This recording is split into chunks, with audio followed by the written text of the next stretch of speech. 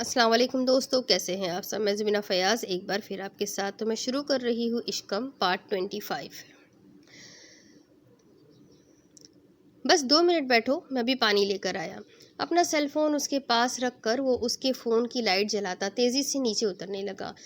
دو سیڑھیاں اتر کر بھاگتے وہ آخر 3 سیڑھیوں سے کودا اور پھر صحن سے نکل کر بھاگتے اس نے قلعے کے دروازے کے قریب کھڑی گاڑی کی پچھلی سیٹ سے پانی کی بوتل اٹھائی اور پھر جس رفتار سے نیچے آیا تھا اسی رفتار سے اوپر بھاگا۔ کشمالہ کی کھانسی رک چکی تھی، شاید یہی وجہ تھی کہ اب اس کی آواز نیچے تک نہیں آ رہی تھی۔ ایک تو میری بیوی کے ایڈونچرز، بڑبڑاتے وہ چھت پہ پہنچا تھا۔ میں پانی لے آیا ہوں۔ اگلی بار ایسے سیل فون کی بتی بجھاتے اس نے جیسے ہی چہرہ اٹھایا تو باقی کا ماندہ جملہ اس کے منہ میں ہی رہ گیا تھا۔ اس کے ہاتھ میں موجود فون پہ اس کی گرفت سخت ہو گئی اور ماتھے کی رگیں ایک دم سے ضبط سے ابھری تھی۔ راہیم نے کشمالہ کے منہ پہ ایک ہاتھ رکھا ہوا تھا اور دوسرے ہاتھ میں پستل تھا جو اس نے اس کے سر کے ساتھ لگا رکھا تھا۔ اکراج کو دیکھتے ہی کشمالہ نے مچلتے ہوئے اس کے ہاتھ سے نکلنا چاہا تو راہیم اس کے کان کے پاس جھکا۔ اکراج نے قدم آگے بڑھانے چاہے مگر اس کے جملے پہ ٹھہر گیا، جو جملہ نہیں عین دھمکی تھی، جان سے مار دینے کی دھمکی۔ جس لمحے تم نے ایک قدم بھی آگے بڑھایا میری گن سے اسی لمحے 2 گولیاں نکلتی اکراج بن ہاتھ کے سینے کو چیرتی گزر جائے گی۔ اور جس وقت تم نے، اس نے اکراج کو مخاطب کیا تھا جس کی سانسیں غیر ہموار تھی، جس وقت تم نے کوئی بھی قدم اٹھایا تمہاری بیوی کی کھوپڑی اڑانے میں لمحہ بھی نہیں لگاؤں گا۔ اس کی آنکھوں میں چیلنج تھا کہ وہ ادھر قدم اٹھائے اور ادھر وہ گولی چلا دے۔ اور یہی وہ لمحہ تھا جب اکراج کو اپنی بیوی کو کھو دینے کا احساس بڑی شدت سے ہوا تھا۔ یہی وہ لمحہ تھا جب اس کا دل خوف سے کانپ گیا تھا۔ کشمالہ کی آنکھوں سے آنسو نکلتے راہیم کے ہاتھوں میں گر رہے تھے۔ اس نے اس کی سسکیوں کو دبانے کے لیے اس کے منہ پہ ہاتھ رکھا ہوا تھا۔ وہ بس بے بسی سے اکراج کو دیکھ رہی تھی اور اکراج اس کی آنکھوں سے امڑتی بے بسی کو دیکھ رہا تھا۔ اس کا دل کانپ رہا تھا، اس لمحے عذاب سے گزر رہا تھا۔ کاش وہ بتا سکتا۔ اس نے اپنے ہاتھوں کی کپکپاہٹ کو آپس میں بھیجتے راہیم کو دیکھا جس کے ہونٹوں پہ مسکراہٹ تھی اور وہ بہت دلچسپی سے ان دونوں کو دیکھ رہا تھا۔ تم کیا چاہتے ہو؟ پہلی بار وہ بے بسی کی انتہا پہ کسی سے پوچھ رہا تھا کہ وہ کیا چاہتا ہے۔ راہیم نے آہستہ سے کشمالہ کے سر کو گن سے ٹھوکا تو کشمالہ خوف سے اس کے ہاتھوں کے نیچے چیخی تھی۔ وہ خوف سے کانپ رہی تھی۔ اکراج کو لگا کسی نے اس کے دل کو مٹھی میں جکڑ لیا۔ اس نے ہاتھ اٹھا کر بے بسی سے راہیم کو ایسے کرنے سے روکا تھا۔ ایسے مت کرو، وہ ڈر رہی ہے۔ تم مجھے بتاؤ تم کیا چاہتے ہو؟ راہیم نے بے ساختہ ہنستے پھر سے کشمالہ کے سر کو گن سے ٹھوکا تو اکراج غصے میں دہاڑا۔ میں نے تم سے کہا اسے مت ڈراؤ، مجھ سے بات کرو۔ اس کے غصے میں ایسا کچھ تھا کہ راہیم ٹھہر گیا۔ اس نے گن کشمالہ کے سر سے ہٹا دی، بولا تو لہجے میں متواتر ہٹ دھرمی موجود تھی۔ اسی لمحے اسے طلاق دے دو، میں اسے چھوڑ دوں گا۔ اس کے جملے گولی سے زیادہ تکلیف دہ تھے۔ اکراج نے حیرت سے اسے دیکھا، یوں جیسے اسے سننے میں غلطی ہوئی ہے۔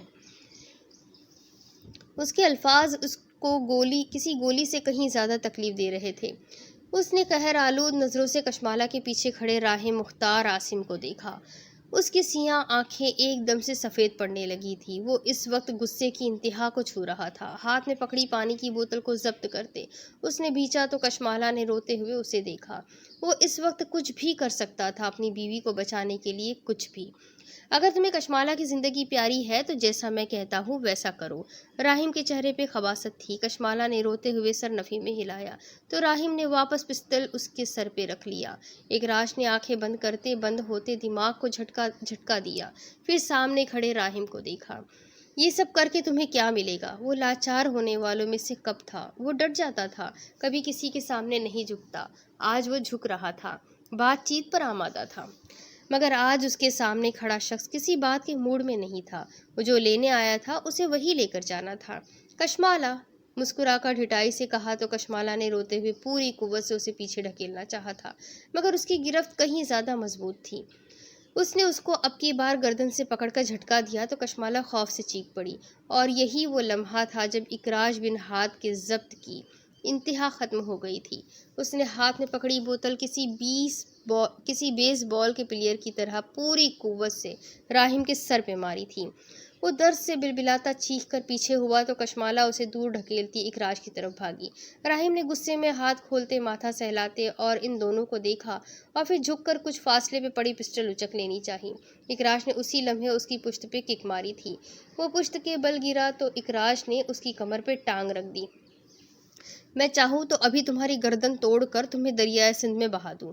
تمہارے خاندان تمہاری چھپ تک تلاش نہیں کر پائیں گے، لیکن شکر کرو کہ اس وقت میری بیوی سامنے کھڑی ہے۔ اس نے روتی کشمالہ کی جانب اشارہ کیا تھا جو خوف سے پوری کانپ رہی تھی۔ راہیم کا سانس غیر ہموار چل رہا تھا۔ اکراش نے پوری قوت سے اس کی پسلی میں کک ماری اور پھر پستل پاؤں سے دور اچھالتے ہٹ گیا۔ غصے سے اگرچہ وہ سرخ پڑ چکا تھا، مگر وہ اور کشمالہ پہلے ہی ایک ٹراما سے گزر رہے تھے۔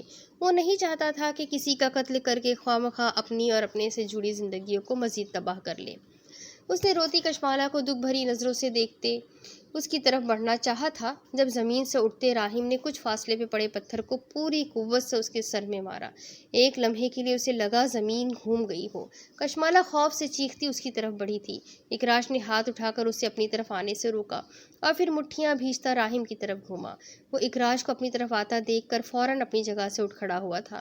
اکراش نے اسے کالر سے پکڑ لیا۔ میرے خیال میں تم زندہ رہنا نہیں چاہتے۔ تم چاہتے ہو میں تمہیں سچ مچ سندھ کے پانی میں نظر کر دوں۔ اس نے جھٹکا دے کر اس کے منہ پہ مکہ مارا تو راہیم درد سے چیخ اٹھا تھا، مگر اکراش کی گرفت نے اسے گرنے سے روک لیا تھا۔ اس نے ایک اور مکہ اس کے ناک پہ مارا تو راہیم کو درد اپنی ریڑھ کی ہڈی سے ہٹتا محسوس ہوا تھا۔ اس سے قبل کہ اکراش مزید اس کو مار کر بے حال کرتا، اس نے پوری قوت سے مکہ اب کی بار اکراش کے منہ پہ مارا۔ اس کے کالر پہ اکراش کی گرفت ڈھیلی پڑ گئی۔ وہ گھٹنوں پہ جھک کر کھانسا تو راہیم نے موقع پہچانتے گرتے پڑتے گھٹنا اکراش کے سر میں مارا تھا۔ اکراش منہ کے بل زمین پہ گرا۔ وہ کچھ فاصلے پہ آنکھوں کے سامنے اسے گرتا دیکھ رہی تھی۔ خوف سے اس کی آنکھیں پھیل گئی تھی، ہونٹ آپس میں بھیجے گئے تھے۔ اسے لگا وہ ماضی کی طرح ایک بار پھر سے کسی اندھیرے گودام میں پھینکی جا رہی ہے۔ اس کے ہاتھ پاؤں بن گئے تھے۔ وہ خود کو چھڑانا چاہتی تھی، چیخنا چاہتی تھی، رونا چاہتی تھی، مگر سب بیکار۔ اس سے بولا نہیں جا رہا تھا۔ اس کی ہمت جواب دے چکی تھی۔ اس نے سہمی ہوئی نظروں سے اس ہولے کو دیکھا جو اس کی زندگی کی آخری امید کو بجھا رہا تھا اور وہ مرنے سے خود کو بچانے کے لیے پوری کوشش کر رہا تھا۔ کشمالہ نے کسی ٹرانس کی طرح اپنے اطراف میں نظر دوڑائی۔ اسے کچھ ہی فاصلے پہ سونے کی طرح چمکتی کوئی چیز دکھائی دی تھی۔ اس نے بھاگ کر وہ چیز اچک لی۔ اکراش منہ کے بل زمین پہ گرا تھا اور راہیم اس پہ جھکا کشمالہ کی جانب چہرہ کیے اس کی گردن توڑنے کی اپنی سی کوشش کر رہا تھا۔ میشا سے کیا جیسے وعدہ وہ بھول چکا تھا۔ اس پہ جنون سوار تھا۔ کشمالہ نے کانپتے ہاتھوں سے اس کی طرف جاتے پستول اس کے سینے پہ رکھ دی۔ پستول کی سرد نالی کو محسوس کرتے اس نے نظر اٹھا کر کشمالہ کو دیکھا۔ وہاں کسی کا چہرہ واضح نہیں تھا، مگر راہیم کو نیم تاریکی کے باوجود اس کی آنکھوں میں امڑتی پتھریلی زندگی نظر آ رہی تھی۔ اور یہی وہ لمحہ تھا جب کشمالہ نے ٹریگر دبا دیا اور گولی 380 میٹر پر سیکنڈ کی رفتار سے نکلی اور اس سے قبل کہ وہ سمجھتا اس کی چھاتی کو چیرتی چلی گئی تھی۔ جسم کا روح سے نکل جانا کیسا ہوتا ہے اسے آج احساس ہوا تھا، مگر احساس کو محسوس کرنے سے قبل ہی وہ زمین پہ جا گرا۔ اس کی زندگی کی حدت سے بھری آنکھوں میں اس لمحے جو احساس آخری ابھرا تھا وہ حیرت کا تھا، بے یقینی کا، جیسے موت کو سامنے دیکھ کر اسے اپنے آخری وقت کا یقین نہیں آیا تھا، جیسے اسے اپنی موت کی وجہ پہ حیرت ہوئی تھی، بے یقینی ہوئی تھی۔ وہ گرا تو اکراش نے حیرت سے سیدھا ہوتے کشمالہ کو دیکھا، جس کی خود کی آنکھوں میں بھی حیرت تھی، جیسے اسے اپنے ہی عمل پہ اسے یقین نہیں آ رہا ہو۔ اکراش ایک جھٹکے سے زمین سے اٹھا اور لپک کر کشمالہ کا چہرہ گھماتے اس کے ہاتھ سے پستل لیا اور آسمان کی طرف فائر کر دیا۔ اس کا دماغ اس کے اختیار میں نہیں تھا۔ جو ہوش کے لمحے میں آخری بار ہوا تھا وہ حیرت انگیز تھا۔ اس نے اکڑ کر کھڑی کشمالہ کے سر کو کندھے سے لگاتے اس کے گرد بازو حمائل کر لیے۔ اس کے ایک ہاتھ میں اب بھی پستول تھا۔ راہیم گولی کے لگتے ہی مر گیا تھا۔ گولی سیدھی اس کے دھڑکتے دل میں جا لگی تھی۔ کشمالہ نے اکراش کے حصار کی حدت کو محسوس کرتے خوف سے سہمی اور پھیلی آنکھیں بند کر لی اور مضبوطی سے اس کے کالرز کو جکڑ لیا۔ کشمالہ، اس نے نرم آواز میں ٹرانس سے نکالنا چاہا۔ کشمالہ نے سانس اندر کھینچتے اس کے پرفیوم کو محسوس کرنا چاہا، یقین کرنا چاہا کہ وہ زندہ ہے۔ کشمالہ، اس نے پھر سے اسے مخاطب کیا تو کشمالہ نے آنکھیں کھولی۔ اکراش، میں نے آپ کو بچا لیا، وہ مری ہوئی آواز میں بولی تھی۔ اس کے لہجہ سپاٹ تھا۔ اکراش نے پیچھے ہوتے اس کا چہرہ اپنے ہاتھوں میں لیا۔ وہ آپ کو مار رہا تھا۔ میں نے اس کو مار دیا۔ میں نے اس نے اپنے ہاتھ اس کے سامنے کیے۔ میں نے گولی چلا دی اکراش، میں نے راحم کو مار دیا اکراش۔ ذہن نے چیزیں رجسٹر کرنی شروع کی تو اسے ایک دم سے اپنے کیے اقدام سمجھ آنے لگے، اور یہی وہ لمحہ تھا جب کشمالہ نے اپنے آپ کو مزید گہرے گڑھے میں گرتے محسوس کیا تھا۔ یہی وہ لمحہ تھا جب کشمالہ نے خود کو کسی کنویں میں گرتے اور پھر اس کو اوپر سے بند ہوتے دیکھا تھا۔ تم نے اسے نہیں مارا اکراش نے اس کی آنکھوں میں دیکھتے متوجہ کیا تو کشمالہ نے سر نفی میں ہلایا، ساتھ ہی 2 قدم پیچھے ہٹی۔ نہیں، آپ جھوٹ بول رہے ہیں، میں نے اسے مارا ہے، میں نے گولی چلائی تھی۔ راحم کو وہ دیکھنا چاہتی تھی، مگر اس کے مردہ وجود کو دیکھنا اس کے لیے بہت مشکل تھا۔ اکراش نے آگے بڑھ کر اس کا سر اپنے کندھے سے لگا لیا۔ وہ اپنے آپ میں بالکل نہیں تھی، اسے لگا وہ پاگل ہو رہی ہے۔ کشمالہ، تم نے اسے نہیں مارا، میں نے مارا تھا۔ تم بھول گئی ہو؟ تمہیں یاد ہے جب تم نے راحم کو مارنے کی کوشش کی تھی، اس نے تمہیں دیکھتے ہی تمہارے ہاتھ سے پستل چھین لیا تھا، پھر میں نے زمین سے اٹھ کر اس کو زمین پہ گرا کر اس سے پستل چھین کر اس پہ فائر کر دیا۔ میں نے ایک فائر کیا تھا۔ کشمالہ، یاد کرو، تم بھول گئی ہو، ڈر کی وجہ سے تمہاری میموری شارٹ ہو گئی ہے۔ اس کا سر تھپکتا، وہ جو کہہ سکتا تھا کہہ رہا تھا۔ کشمالہ نے روتے ہوئے سر نفی میں ہلایا۔ آپ جھوٹ بول رہے ہیں، آپ نے کچھ نہیں کیا، آپ نے کچھ نہیں۔ وہ ایک ہی جملہ بار بار کہہ رہی تھی۔ اکراش نے اسے کندھوں سے پکڑ کر جھٹکا دیا۔ کشمالہ، میری طرف دیکھو۔ وہ اس کی طرف نہیں دیکھنا چاہتی تھی، اور وہ بار بار مڑ کر راحم کے مردہ وجود کو دیکھ رہی تھی، جس کے گرد رات آہستہ آہستہ اپنا آنچل ڈالتی جا رہی تھی۔ اسے اس کی لغزش سے، اس کی لاش سے خوف محسوس ہو رہا تھا۔ مر جانا اسے آج سمجھ آ گیا تھا۔ اکراش نے اس کو کندھوں سے پکڑ کر ایک جھٹکا دیا تو کشمالہ نے اکراش کو دیکھا۔ میں نے راحم کو مارا تھا، اور میں نہیں چاہتا کشمالہ تم کسی کو یہ بتاؤ۔ میری بات سمجھ رہی ہو؟ تم کسی کو نہیں بتاؤ گی یہاں کیا ہوا تھا، ٹھیک ہے؟ کہنے کے ساتھ ہی اس نے اپنا ہاتھ اس کے سامنے کیا۔ وعدہ کرو مجھ سے۔ اس نے اپنا ہاتھ اس کی طرف بڑھایا۔ کشمالہ نے روتے ہوئے اکراش کے ہاتھ پہ ہاتھ رکھا۔ میں وعدہ کرتی ہوں اکراش۔ اکراش نے آنکھیں بند کر کے جھکتے سانس ہموار کی۔ اس کا سانس پھول رہا تھا، اس کے سر میں چوٹ سے درد ہو رہا تھا، اور اس کے لیے کھڑا ہونا بھی مشکل ہو رہا تھا۔ اس نے سیدھا ہوتے کشمالہ کا ہاتھ پکڑا اور تیزی سے سیڑھیاں اترنے لگا۔ ہم کہاں جا رہے ہیں؟ اس کے ساتھ گھسیٹتے وہ مڑ کر مردہ وجود کو دیکھتی جا رہی تھی۔ اکراش نے کوئی جواب نہیں دیا۔ دروازے کے قریب پہنچ کر اس نے اسے گاڑی کا دروازہ کھولا اور پھر کشمالہ کو اندر بٹھا دیا۔ کشمالہ نے اسے دیکھا، وہ دروازہ کھولے اس کی طرف جھک کر کھڑا ہوا۔ تم تب تک گاڑی سے نہیں نکلو گی جب تک میں نہ کہوں، ٹھیک ہے؟ وہ جلدی میں لگتا تھا۔ کشمالہ نے چہرہ ہاتھوں میں گراتے سر اس بات میں ہلایا۔ اکراش نے گہرا سانس لیتے ناک سے بہتے خون کو بے پرواہی سے آستین سے صاف کیا اور پھر گاڑی کا دروازہ بند کرتے پریشانی سے ٹہلنے لگا۔ اس کا دماغ تیزی سے کام کر رہا تھا، اسے ہر حال میں، ہر صورت میں اپنی بیوی کو بچانا تھا۔ کچھ دیر ٹہلنے کے بعد وہ رکا اور پھر ہاتھ میں پکڑے فون کی ڈائل بک میں موجود چوتھے نمبر کو ڈائل کر دیا تھا۔ وہی شخص تھا جس سے اس کو مدد ملنی تھی۔ اسے یقین تھا وہ اسے انکار نہیں کرے گا۔ اسی لمحے اس کا نام اس کے ذہن میں گونجا تھا۔ وہ سب کر سکتا تھا، اسے یقین تھا۔ انسان کی زندگی میں لوگ کبھی بھی بے مقصد نہیں آتے، اسے آج اندازہ ہو گیا تھا۔ دوسری بیل پر کال اٹھا لی گئی۔ میں تم سے دوسری بار احساس مانگ رہا ہوں۔ اس کے سامنے وہ زخمی حالت میں کھڑا تھا۔ نوفل جہانگیر نے گہرا سانس لیا۔ تم جانتے ہو نا، تم نے پہلا احسان مجھے اور کشمالہ کو اپنے باپ سے چھڑوانے کا کیا تھا۔ بچپن کی بات ہے نوفل جہانگیر، لیکن مجھے آج بھی یاد ہے۔ وہ گھٹنوں پہ جھکا اور کھانسنے کے دوران بولا تھا۔ نوفل نے پریشانی سے اس کو کندھے سے پکڑا۔ تم باتیں مت کرو، کشمالہ کو لے کے واپس چلے جاؤ، میں یہاں دیکھ لوں گا۔ اکراش نے فوراً سر نفی میں ہلایا۔ نہیں، تم کشمالہ کو لے جاؤ، میری بیوی کا خیال رکھنا، مجھے پتہ ہے تم اس کو کبھی نقصان نہیں پہنچاؤ گی۔ سیدھا ہوتے اس نے مڑ کر نم آنکھوں سے کھڑکی سے پر دیکھتی کشمالہ کو دیکھتے کہا تھا۔ نوفل نے افسردگی سے ان کو دیکھا تھا۔ کیا وہ مر گیا؟ اکراش نے چونک کر سر اس بات میں ہلایا۔ ہاں، اسی لمحے میں نے گولی سیدھی اس کی چھاتی پہ ماری تھی، اگر وہ نہ مرتا تو میں مارا جاتا۔ نوفل نے ہونٹ بھینچ لیے۔ اب تم کیا کرو گے؟ اکراش نے مڑ کر اس حصے کو دیکھا جہاں اس کا وجود اندھیرے کی چادر میں لپٹا پڑا تھا۔ اس کی نظر متواتر وہیں تھی۔ نہیں جانتا سوائے اس کے کہ وہ ابھی بھی ٹراما میں ہے اور میں اس کو مزید تکلیف سے گزرتے نہیں دیکھ سکتا۔ نوفل جہانگیر نے اس کا کندھا تھپکا تھا۔ اس شخص کی محبت سچ میں لاسانی تھی۔ شاید نوفل جہانگیر جیسا مجبوریوں میں جکڑا اپنے ہی باپ سے لڑتا شخص تھک جاتا۔ وہ لڑائی میں کبھی بھی اچھا نہیں تھا، وہ صرف خود غرض انسان تھا۔ وہ کشمالہ جیسی لڑکی کو ڈیزرو نہیں کرتا تھا۔ وہ اس کی زندگی میں کیوں نہیں تھی؟ اس کو اس کی وجہ بھی سمجھ آ گئی تھی۔ جب اللہ نے اکراش بن ہاد کو اس کے لیے منتخب کر دیا تھا تو ایسی صورتحال میں نوفل جہانگیر جیسا شخص کیسے اس کی زندگی میں شامل ہو سکتا تھا؟ وہ اس کے لیے آپ کو قربان کر رہا تھا۔ ایسا صرف اکراش بن ہاد ہی کشمالہ کے لیے کر سکتا تھا۔ نوفل جہانگیر ہوتا تو شاید کبھی ایسا نہ کرتا، شاید بھاگ جاتا۔ تم اس کا خیال رکھنا اور یقین دلاتے رہنا کہ میں واپس آ جاؤں گا۔ نوفل نے چونک کر اسے دیکھا۔ کیا وہ کہیں جا رہا تھا؟ وہ مجھ سے بہت محبت کرتی ہے۔ اگر اسے یہ لگا کہ میں واپس نہیں آ سکتا یا نہیں آ پاؤں گا تو وہ مر جائے گی۔ اس کی محبت میری محبت سے کہیں زیادہ ہے۔ تم اس کی امید مت توڑنا۔ اس کو ہر روز یقین دلانا کہ میں واپس آ جاؤں گا۔ وعدہ کرو تم ایسا۔ اس کا سانس پھر سے پھولنے لگا تھا۔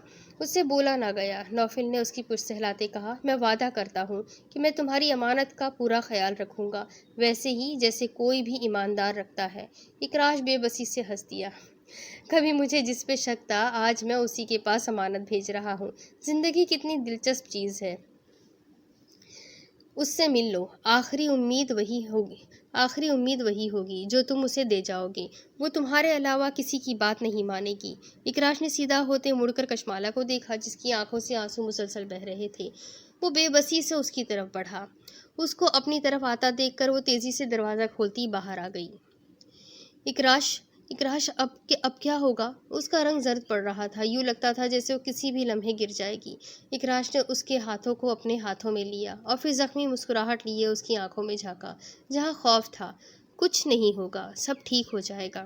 تم واپس ریسٹ ہاؤس چلی جاؤ گی، کسی کو کچھ نہیں بتاؤ گی اور میرا انتظار کرو گی۔ کشمالہ نے فوراً سر نفی میں ہلایا۔ نہیں، میں آپ کے ساتھ۔ اکراش نے فوراً اس کے منہ پہ ہاتھ رکھ کر اسے بولنے سے روکا۔ کشمالہ، اکراش، میری بات دھیان سے سنو۔ جو میں کہوں تم اسے مانو گی۔ میں نے کسی کو مارا ہے اور جس کو مارا ہے وہ ڈیفنس منسٹر کا بیٹا ہے۔ نوفل نے چونک کر اکراش کو دیکھا تھا۔ اسے پہلی بار سونامی کا اندازہ ہوا تھا۔ مارا کون گیا تھا اسے اب پتہ چلا تھا اور ادراک ہوتے ہی وہ سر پکڑ کر کھڑا ہو گیا۔ مختار عاصم، اس کے باپ کا پرانا حریف جس سے اس نے بمشکل جان چھڑائی تھی۔ تم واپس جاؤ گی، میرا انتظار کرو گی اور اس واقعے کا کسی سے ذکر نہیں کرو گی۔ وہ کھانسا۔ کیونکہ حکومت سے لڑنا بہت مشکل ہے۔ وہ مجھے دیکھتے ہی پکڑ لیں گے اور چند ایک پیشوں کے بعد پھانسی دے دیں گے۔ کشمالہ نے ڈر کر اس کے ہاتھ پکڑ لیے۔ وہ خوف سے روتے ہوئے سر نفی میں ہلانے لگی۔ نہیں اکراش، اکراش نے فوراً اس کو روک دیا۔ میں چاہتا ہوں تم میرا انتظار کرو، میں سب ٹھیک کر لوں گا، اس بات کا یقین رکھو۔ تم رکھو گی نا؟ آخر میں اس نے اس سے پوچھا تھا تو کشمالہ نے فوراً روتے ہوئے سر اس بات میں ہلا دیا۔ میں رکھوں گی۔ گڈ۔ وہ زخمی سا مسکرایا۔ تمہیں پتہ ہے ہر انسان اپنی زندگی میں ضرور آزمایا جاتا ہے۔ محبت ملے یا نہ ملے یہ آزمائش ضرور آتی ہے۔ کسی کو یہ اپنا آپ دے کر آزماتی ہے اور کسی سے چھین کر۔ تم مجھے مل گئی ہو، اب مجھے اس آزمائش سے گزرنا ہے۔ تم میری مدد کرو گی نا؟ اس کی سیاہ آنکھوں سے اس لمحے بے تحاشا آنسو نکلے تھے۔ کشمالہ نے اپنے آنسو رگڑتے فوراً سر ہلاتے اس کے گالوں سے آنسو اپنی پوروں سے پوچھے تھے۔ اگر یہ ہماری محبت کا امتحان ہے تو ہم مل کر اس سے لڑیں گے۔ ہم نہیں ہاریں گے۔ آخر میں آنسو نے اس کا لہجہ بھگو دیا تھا۔ اکراش نے اس کا سر تھپکا۔ شاباش، جاؤ اب نوفل کے ساتھ واپس چلی جاؤ۔ نوفل نے بڑھ کر اس کے لیے اپنی گاڑی کا دروازہ کھول دیا تھا۔ کشمالہ نے اس کے ہاتھ پکڑ لیے۔ وہ ایک دم سے ہراساں نظر آئی کہ اس کے کیے وعدے ایک دم سے جیسے کم پڑنے لگے تھے۔ اس کے آنسو اس کی شہد رنگ پلکوں سے ٹوٹ کر دونوں کے ہاتھوں پہ گرنے لگی تھی۔ اکراش، آپ آئیں گے نا؟ وہ ایک آخری وعدہ چاہتی تھی۔ اس نے ہونٹ بھینچتے سر اس بات میں ہلایا۔ وعدہ کریں، آپ آئیں گے نا؟ اس کا محض سر ہلا دینا اس وقت کافی نہیں تھا۔ بچھڑنے کا خوف ایک سر ہلا دینے سے جانے والا نہیں تھا۔ اکراش کی آنکھوں سے آنسو نکل کر اس کی آنسوؤں میں شامل ہونے لگے۔ اس نے سرد ہوتی ہتھیلیوں سے کشمالہ کے ہاتھ اپنے ہاتھوں پہ ٹکا دیے۔ میں آؤں گا، تم جاؤ۔ اس نے اسے گاڑی کی طرف دھکیلا تھا۔ کشمالہ نے بلند آواز میں روتے ہوئے سر نفی میں ہلایا۔ اگر آپ نہ آئے تو آپ کی کشمالہ مر جائے گی۔ وہ جو لفظ مانگ رہی تھی وہ اسے دے رہا تھا، وہ اسے امید تھما رہا تھا، مگر وہ جھٹک کر بار بار اس کا ہاتھ تھام لیتی تھی۔ اکراش کا دل چاہا وہ اسے روک لے، اسے جانے نہ دے، کہہ دے کہ وہ اب چلی گئی تو وہ مر جائے گا، لیکن اس کے پاس کوئی چارہ نہیں تھا۔ اس نے چہرہ موڑ لیا۔ نوفل نے افسردگی سے آگے بڑھ کر اس کو کندھے سے پکڑا اور زبردستی گاڑی میں بٹھا دیا تھا۔ وہ گاڑی کا شیشہ بجاتی نکلنا چاہتی تھی مگر نوفل اسے وہاں سے لے گیا۔ اکراش کی آنکھوں سے 2 آنسو نکلے اور اس پرانے قلعے کی مٹی میں جذب ہو گئے۔ یہ آنسو اس کی ہر تکلیف کا مجموعہ تھے۔ وہ ہارے ہوئے شخص کی طرح واپس اندر چلا گیا۔ نوفل کو بھیجنے کے بعد وہ واپس اوپر آیا اور اپنے فون کی لائٹ جلاتے اس نے پشت سے پستول نکالی تھی۔ اس کو اس وقت شدید چکر آ رہے تھے اور اس کا سر بہت بھاری ہو رہا تھا۔ اس کے قدم لڑکھڑا رہے تھے۔ اس کے لیے فوکس کرنا بھی بہت مشکل ہو رہا تھا۔ اس نے سر جھٹک کر آنکھوں کے آگے آتی دھندلاہٹ کو دور کرنا چاہا اور پھر لائٹ ساری چھت پہ گھمائی۔ وہیں کچھ فاصلے پہ کشمالہ کا فون زمین پہ گرا نظر آیا تھا۔ اسے یہی چاہیے تھا۔ فون کی بیٹری ختم ہو چکی تھی اور اسکرین پہ بڑے بڑے چند اسکریچز آ چکے تھے۔ اس نے جھک کر لڑکھڑاتے فون اٹھایا اور پھر صاف کر کے جیب میں ڈال لیا۔ اب وہاں جوتوں کے علاوہ کوئی اس کی بیوی کی موجودگی کی گواہی نہیں دے سکتا تھا۔ اس نے سیمنٹ کے گرد آلود فرش پہ لائٹ گھماتے کشمالہ کے جوتوں کی موجودگی کی یقین دہانی کی اور پھر لڑکھڑاتا راہیم کے مردہ وجود کی طرف بڑھا۔ راہیم کو گولی سامنے سے لگی تھی جو چھاتی سے باہر نہیں نکلی تھی، جس کا مطلب تھا گولی اس کے اندر ہی تھی۔ وہ اس گولڈن پلیٹڈ پستول کو پھینک بھی دیتا تو بھی پولیس ویپن کا پتہ لگوا لیتی۔ وہ چاہتا بھی تو بھی اس قتل کو خودکشی قرار نہیں دے سکتا تھا۔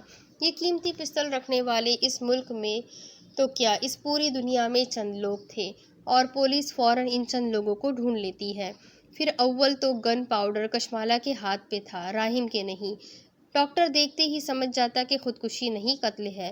دوسری بات، جھگڑنے کے دوران راہیم اور اکراش کو آنے والی چوٹیں اور بعد میں راہیم کے کپڑوں پہ اکراش کا خون اس کو صاف قاتل ظاہر کرتا تھا۔ اکراش نے 2 زانوں بیٹھتے لائٹ سے اس کی سفید شرٹ کو بغور دیکھا اور پھر کچھ سوچ کر شرٹ اس کے وجود سے الگ کرتے اس نے اس کے پیٹ پہ پستول رکھ دیا، اور پھر وہ اپنی اور کشمالہ کی انگلیوں کے نشان صاف کر چکا تھا۔ پھر راہیم کی جیبوں کو ٹٹول کر اس نے جیب سے فون برآمد کیا اور اس کا انگوٹھا لگا کر فون کھولتے کال اور میسیجز دیکھے۔ اس میں کوئی ایسا میسیج نہیں تھا جو اس کے خلاف جاتا۔ تمام میسیجز میں راہیم اور میشا کی گفتگو تھی۔ اس نے تمام میسیجز ایک سائیڈ پہ فائل بنا کر سینڈ کی اور پھر فون کو صاف کرتے اس کی جیب میں واپس رکھ دیا۔ اس نے اٹھ کر ایک آخری بار ساری چھت کو دیکھا، پھر وہ الٹے قدم چلتا اس کونے کی طرف بڑھا جہاں اس نے کچھ دیر پہلے بالٹی اور جھاڑو دیکھا تھا۔ کچھ عرصہ پہلے ہی گورنمنٹ نے قلعے کو گرنے سے بچانے کے لیے اس پہ کام کرنے کے لیے مزدور لگائے تھے۔ مزدور ہر صبح آ کر وہاں کام کرتے تھے۔ یہی وجہ تھی کہ وہاں اسے جھاڑو اور ایسی چیزیں نظر آ رہی تھیں جو عام طور پر کنسٹرکشن والی جگہ پر ہوتی ہے۔ اس نے الٹے قدم چلتے کونے سے جھاڑو اٹھایا اور پھر لائٹ کرتے رستے میں آتے کشمالہ کے تمام جوتوں کے نشان مٹا دیے۔ وہ اپنی سی پوری کوشش کر رہا تھا کہ وہ مکمل طور پر کرائم سین کو بدل دے، لیکن یہ تو وہ بھی جانتا تھا کہ کرائم سین بدلنا ممکن تو ہے مگر قاتل کبھی بھی سب کچھ پہلے جیسا نہیں کر سکتا۔ ہاتھوں پہ لگے خون کے دھبے کبھی نہیں مٹتے۔ زمین اپنے اوپر ہر اٹھتے قدم کا حساب رکھتی ہے۔ کرائم سین میں موجود فون ہی سے پولیس کو سب کچھ پتہ چل جانا تھا۔ پولیس لمحوں میں سارے ریکارڈز نکال لیتی۔ پولیس کو پتہ چلانے میں کوئی دقت پیش نہ آتی کہ مقتول نے کس کو کال کی تھی اور وہ موقع واردات پہ کیسے پہنچا تھا۔ وہاں موجود ہر چیز اکراش کو ڈیفینڈر قرار دیتی تھی۔ اس نے راہیم کے آلۂ قتل سے بچنے کے لیے اسے مارا تھا۔ پولیس پستول دیکھتے ہی سمجھ جاتی، لیکن اس سے کیا فرق پڑتا تھا کہ حقیقت کیا تھی؟ فرق اس سے پڑتا تھا کہ پولیس رپورٹ میں کیا لکھتی ہے، اور ظاہر ہے حکومت سے لڑنا کب آسان ہے۔ ڈیفنس منسٹر صاحب کسی صورت اس قاتل کو ڈیفینڈر بننے نہیں دیں گے۔ اس نے چکراتے سر کو پھر سے جھٹکا۔ اسے بس اپنے لوگوں کو بچانے کے لیے کچھ وقت چاہیے تھا، اور وہ اپنے لیے وقت لے رہا تھا۔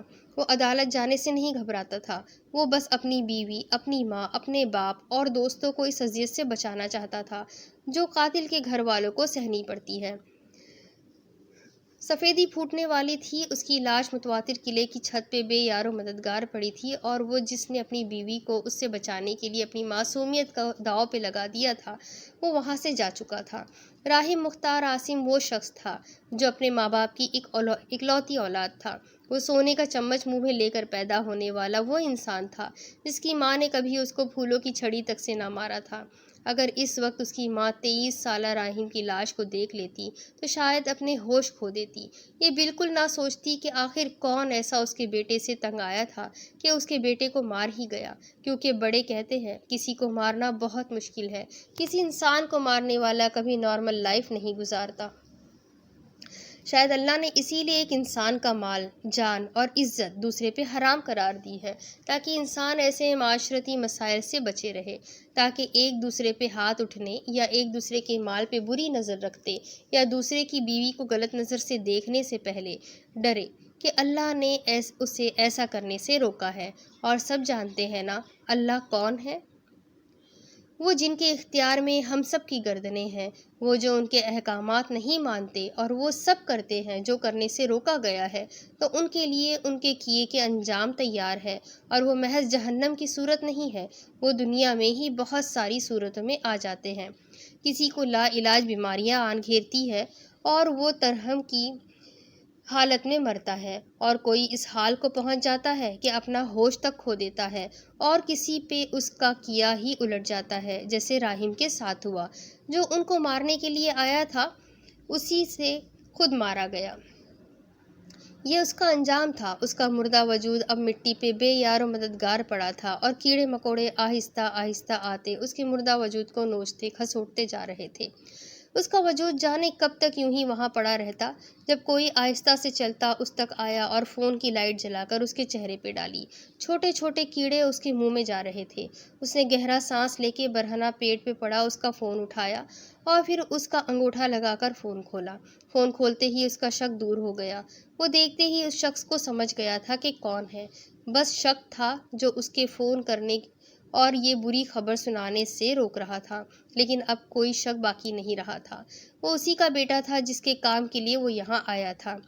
اس نے تعصب سے اس نوجوان کو دیکھا جس کو کل ہی اس نے اس کے باپ کے دفتر کے باہر دیکھا تھا، اور پھر مزید بیٹھنے کے بجائے جیب سے فون نکال کر اس نے مختار عاصم کو یہ خبر سنائی تھی۔ کسی کے گھر قیامت ڈھانے والے کے خود کے گھر پہ قیامت ٹوٹ پڑی تھی۔